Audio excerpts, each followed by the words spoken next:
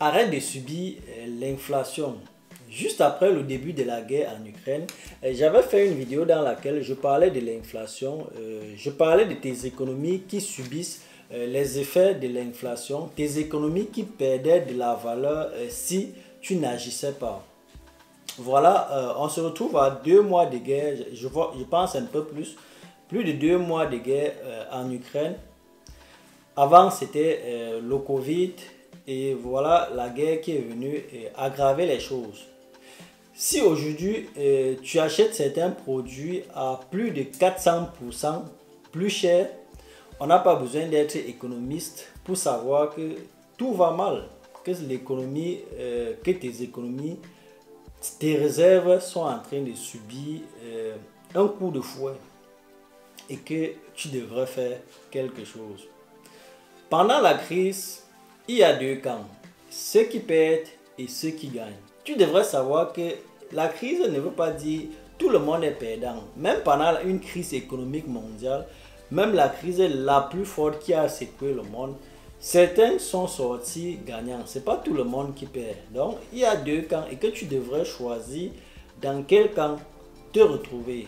Dans cette vidéo aujourd'hui, je parle avec toi, je te parle de ces deux camps et comment tu devrais faire pour sauver tes économies. À tout de suite.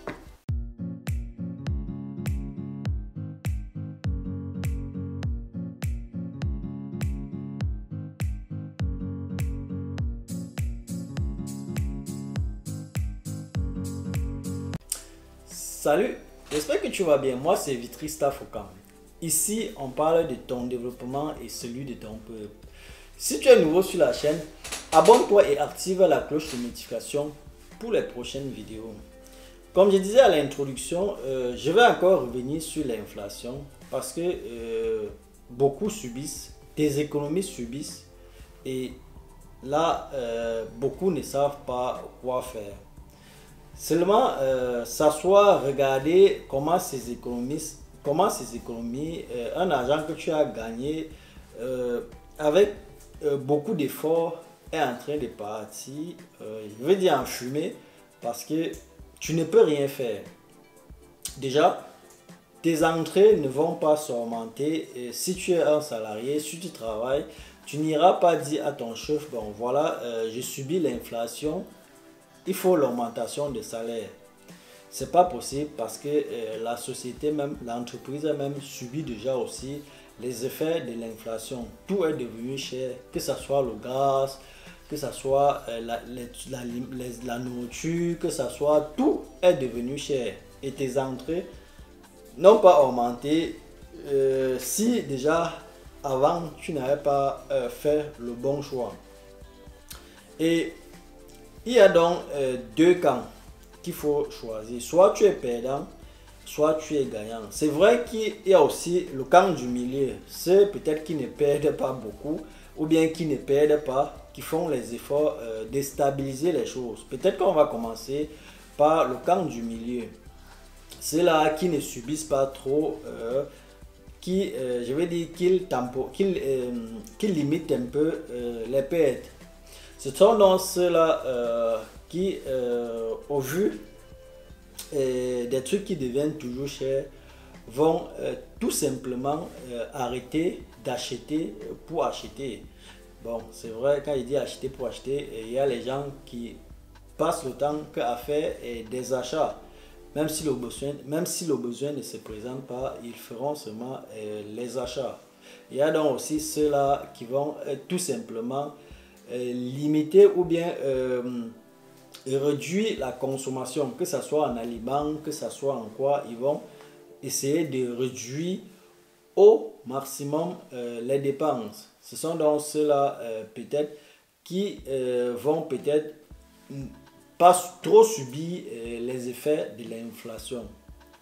Et il y a donc le camp des perdants, ceux-là qui croisent les bras et voient comment ces économies sont en train de partir parce qu'il doit utiliser de l'argent, mais juste que ce que tu as acheté hier à je sais pas quoi, à 1000 francs, aujourd'hui va coûter 4000. Donc tu es obligé d'aller puiser sur tes réserves pour tes réserves là qui ont subi l'inflation et acheter le produit plus cher. Le camp qui m'intéresse vraiment aujourd'hui, c'est le camp des gagnants. Crise ne veut pas toujours dire perdre. Pendant le coronavirus, les gens ont gagné de l'argent. Tu sais, quand on a débuté le coronavirus, ceux qui ont eu une bonne vision sont partis investir dans acheter des actions dans des sociétés qui produisaient des vaccins. On a vu des sociétés, d'ailleurs tu peux aller regarder l'évolution de ces sociétés entre 2019 et début de la crise et fin 2021, début 2022. Tu vas voir que certaines entreprises ont fait plus de 200%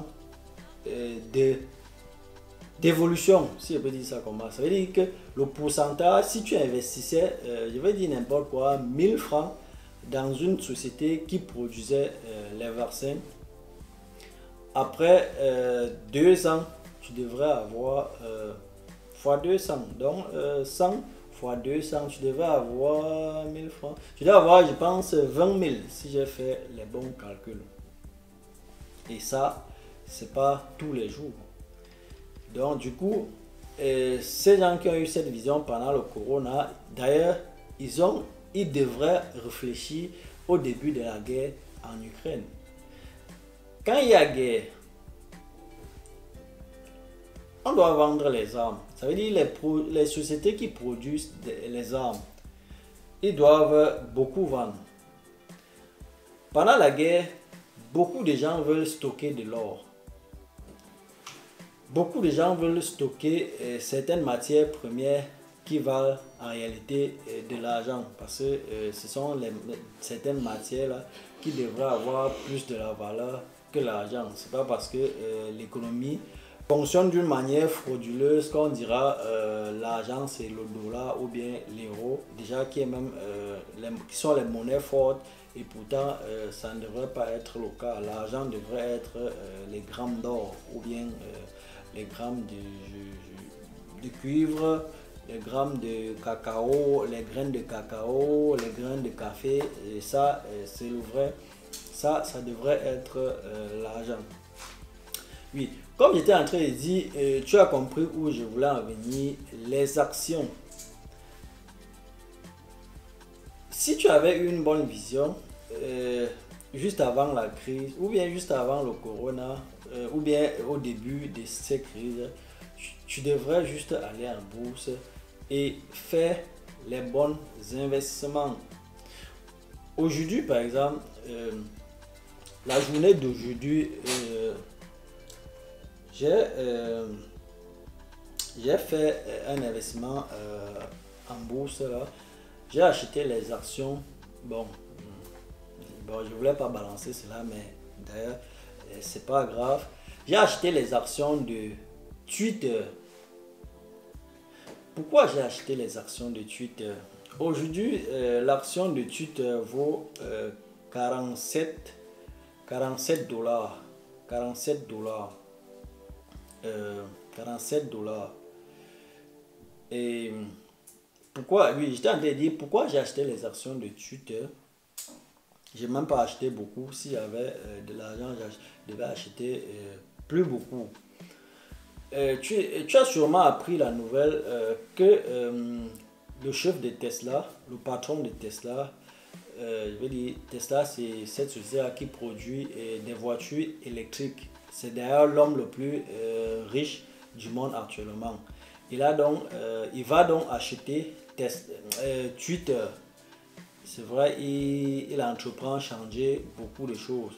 Et il a balancé déjà qu'il voulait rendre Twitter privé. Je veux dire qu'il voulait rendre ça en société privée. Donc ça ne sera plus les trucs.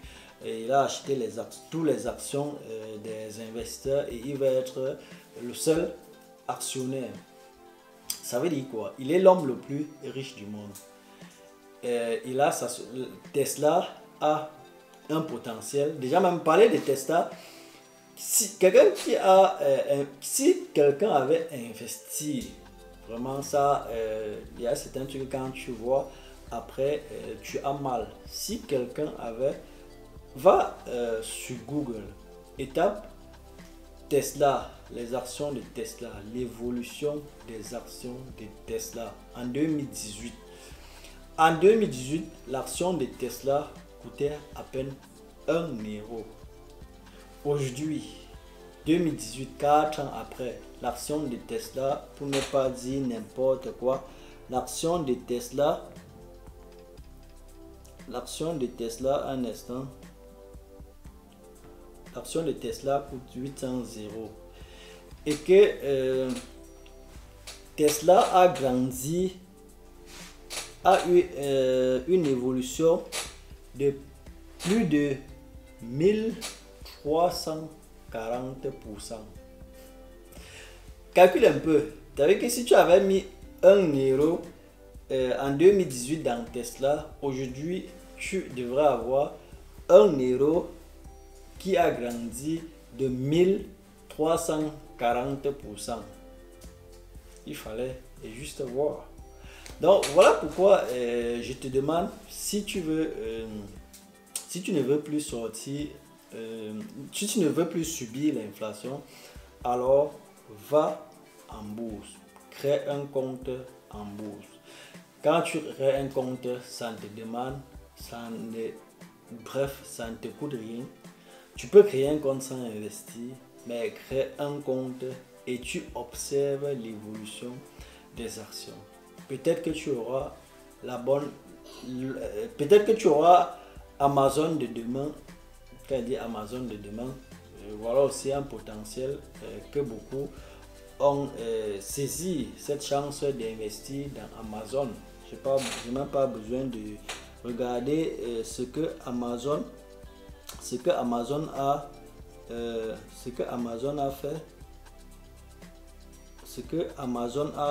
eu comme évolution. Donc ce sont tous ces trucs là.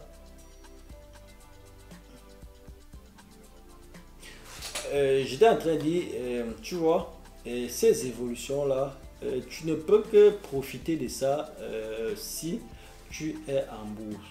C'est vrai, tu peux aussi sauver tes économies en allant investir. Donc, ce que je vais te dire aujourd'hui, c'est que arrête de subir l'inflation, sors cet argent, retire cet argent que tu es en train de laisser pourrir à la banque, va investir, que ce soit, je ne sais pas, dans un business, dans quoi, mais il ne faudrait pas que cet argent reste dans ton compte. Pour que tu atteignes, c'est pas les 0,011%. Et d'ailleurs, même tu devrais savoir que quand tu peux mettre ton argent à la banque, et c'est ce que la banque fait. La banque prend ton argent pour aller à la bourse. Ce n'est que ça. La banque est là juste pour multiplier l'argent. Tu donnes ton argent, pendant que la banque fait un bon pourcentage, toi tu reçois les 0,0 qui entrent chez toi comme les intérêts. Et pourtant, cet argent, tu peux aller traverser la banque et déposer ça toi-même sur des actions.